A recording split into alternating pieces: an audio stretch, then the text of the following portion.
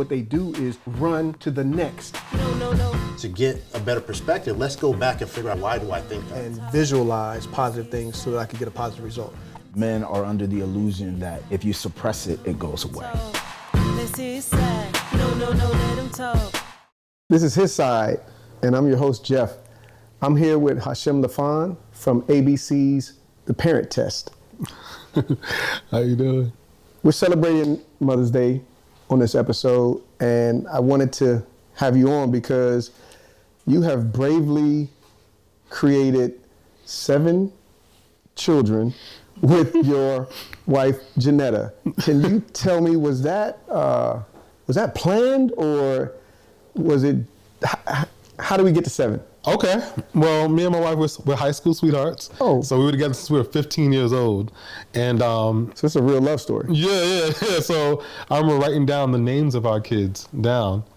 And in high school? Yeah, we wrote them down. We knew how many kids we were going to have. So have you reached that? No. So you wrote down all the names of the kids. Yes. But have we reached? We wrote down like 6. Okay. But I joked about, we're going to have 17 kids. Now the joke isn't too funny now. It got real serious. But our first one, so before our first child, when my wife was a teenager, the doctor told her that she was diagnosed with endometriosis, and there was a problem. I mean, there was going to be a possibility that she wouldn't be able to have children. Okay. And so when we got married, our plan was we ignored it. Our plan was to have children 3 years after we got married. And then while we were married, I think like a little earlier, we had a miscarriage, and which was discouraging. I'm like, oh man, thank you, I appreciate it. Nobody told us what to do about a miscarriage. I didn't know that was common until I was more vocal about it. Like, hey, we had a miscarriage, and I realized how many other people had it. And so when we had our first child, we named the child Anaya. Mm-hmm. But first, the written one we had was Ananiah. Okay. But we knew that Anaya meant God answered. And so we named her God answered because we prayed for this one.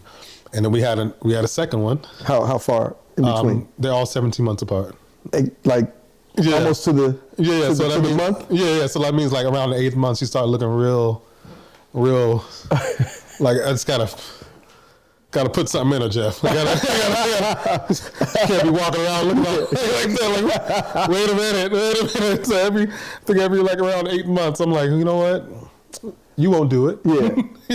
So it's like a dare. And then we had an ectopic pregnancy. Okay, what does that mean? So that means the pregnancy is in the tube. Okay. I mean, I could be a doctor at this point. Much time we've been to the hospital, but.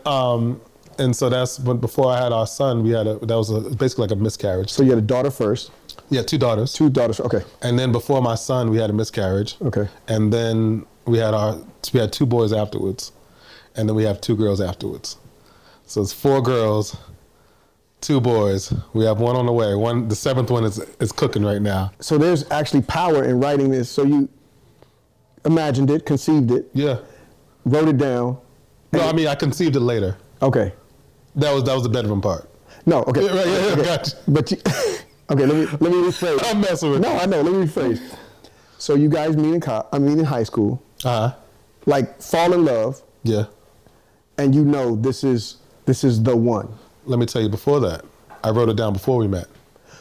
Okay, so I wrote her down. You knew. Yeah. Before she knew. I knew I prayed for her before I got her. In high school? Yes. Okay. Yeah, I was a little promiscuous back then. Okay. Mom, if you're listening to this, hold on. Let me make sure I got this. Don't pay attention to Did you pray for her or did you pray on her? Pray for her. Pray, okay. Not pray on her. Okay, pray for her. I mean, in a sense, I guess.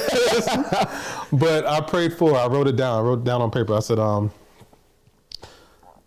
wanted to have a smile that I won't, a smile that I won't get tired of. Okay. Like I wanted to be beautiful. I wanted to be like I knew exactly. Like I just wanted to be stunned and captivated by her face. I said she wanted. I was like 14, 15. I said I wanted her to have a big butt. Okay. I wanted to have a butt. That was it. Okay. And I wanted her to love me more than I loved her. Okay. That was me. Like that was me. I mean, I wasn't a man yet. I'm a teenager. So I'm like, them praying for things that. Right. And you wrote all this. I wrote all these down. In high school, I saw this girl. Like ninth grade. Like what year? This is my 10th grade year. Her 9th grade year. Okay. She's just coming in. She's a freshman. I'm like, normally not supposed to do this, but I had to make an exception because I had to figure out who was wearing pants that was like that black and white couch. It was like the pants weren't straight. It was like curvy. And I was like, who's that? Right. Who's that? There's the big butt I've been praying. And I saw her face. Later on I saw her and I was like. She had the glow. Like a halo. Like it was that thing. There's no way this could be the same person. There's no way. And so I approached her. I talked to her in our high school cafeteria. We went to art school. I was a visual arts major. She was a dance major. I went up to her and asked her for her phone number. We argued the first day, but because I didn't think she spelled her name right. But and the rest is history. Yeah, and then I told her mom too. Like, hey. Well, I told her mom after I got caught at her house one time, when her mom wasn't home. I said, hey, no. I'm going to marry her. We're going to have a bunch of kids. We're going to live in California. Her mother was like... So you're prophetic. Well, yeah, I mean, thank you. I wish they said that back then. Back then, it's like, oh, this dreamer, this guy, this dude, trouble, this dude. So how do you guys... Okay, so high school sweethearts. Mm-hmm. You get married. 7 years later. 7 years later, okay. We had our first kid 10 years after we were together. When did you move to California? 2016. So you were on the East Coast. Yeah. And then married on the East Coast, and then you guys we came here with 2 kids, 2 crying babies. We drove here from Boston to California in a Toyota Camry. So what's the difference now between having 2 kids and celebrating Mother's Day and honoring her, and now working on your 7th kid and celebrating and honoring her? What does a Mother's Day celebration look like for you guys? Mother's Day has been complicated because I'm not going to act like I'm an expert at this, but I mean, I should have it down by now, but we've had some tough conversations. We had some really good conversations that I don't think people have publicly, but I don't mind us being an open book about this because if it'll help somebody else. But one of these Mother's Days, when we were in California, my mother was in Boston, I was heartbroken because at this time, my mother was sick. She's never been sick before. And she just came through this illness one time. And on Mother's Day, I was sad. Like I sent her something, but it wasn't enough. I'm like, I want to spend time with my mother on Mother's Day. And why weren't you able to? Because I was in California entertaining my wife. With my wife and our 6 kids, or 5 or 6 kids at that point. And so it was a time, like, I'm a mama's boy. I really wanted to spend time with my mother. And so I also made her a mother by having 7 kids with this woman, my wife. And so I was kind of torn. I'm like, oh man. And then also there's her mother. I had to tell her, like, let's be honest with me. What can you do? Because I'm honest about it. Like, all right, I'm getting a little anxiety here. I'm getting a little anxious about this. How do I satisfy all 3 of y'all? Like, how do I make sure is that even all of possible? you feel honored? Is that even possible? Is it even possible to satisfy all 3? I don't know, but like, I don't want to be alone on this. Can you help me? Okay, so what advice, based on that, what advice would you give guys like me and a guy like me and other guys in situations like that? Yeah. You said honesty, but like, what does that look like? Listen, I'm no expert, but if you get in trouble for this, it's on you. I can give you what has worked for me and worked with us. Is that I'm very, very, very. I take communication in our marriage very seriously. Okay. So I want to be on the same page at all times. Like, you're the queen. I'm the king in this situation. Can we come together and think about and talk about this? So one of the systems we came together with is let's both honor our parents. And so what I've done is I've made her kind of get a present for my mom. Okay. And I had her give her present to her mom. Because she knows what they like. They talk more. They communicate. So it's not a matter of me doing that. Can you handle that part of this and say it's from us? Okay. While I'll make sure you're taking care of this whole day. Right. Where my father would call it babysitting, but I'm watching the kids. So how would you say your perspective has changed since being a son and honoring your mother on Mother's Day up until when you got married, and now honoring your wife? Is it a different type of, what's the perspective that you have from being a son honoring a mother to being a husband honoring a wife? I think God made this heart to really expand. Like, it doesn't take away from somebody else. Like, you have more for everybody. Like, you have enough capacity. Yeah, I love capacity. You're great with words. I love capacity. Just even with one child, like when I had our first child, I was like, oh no, there's no way I can love another child like this one. And I had another child, and I'm like, oh, I love it. Like, you love them, and you love them differently. Right. Like, they both, like, they're not the same. They're two completely different people. You can try to love them the same, but it's not the same. Like, they pull something different out of me. Right.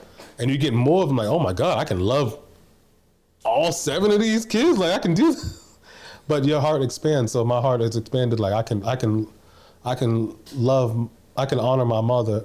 I can honor my mother, but also I have a person with me. I have a partner with it. We can partner together and really honor them in a bigger way. Right. By being a team, by being a unit. Yeah, that team is really important. That's why communication is, like, don't have me wasting money on flowers when you don't want flowers. That's what I realized.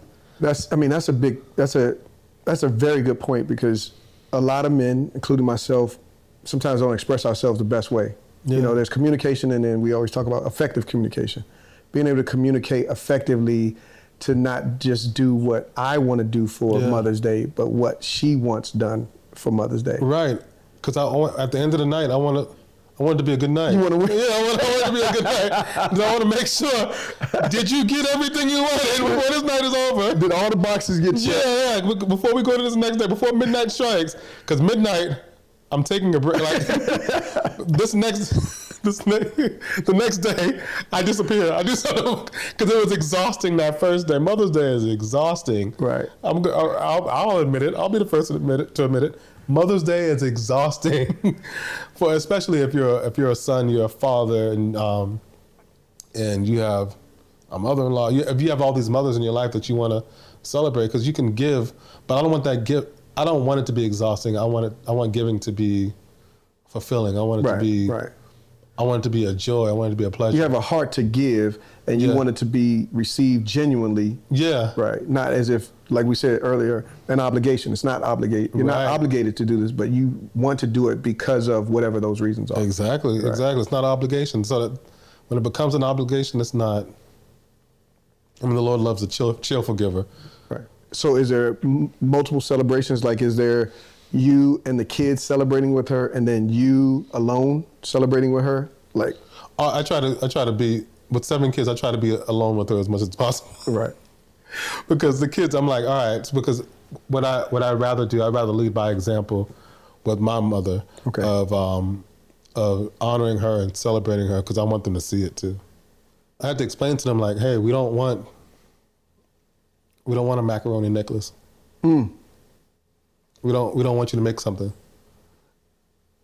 My wife's like, your mother likes the house to be clean.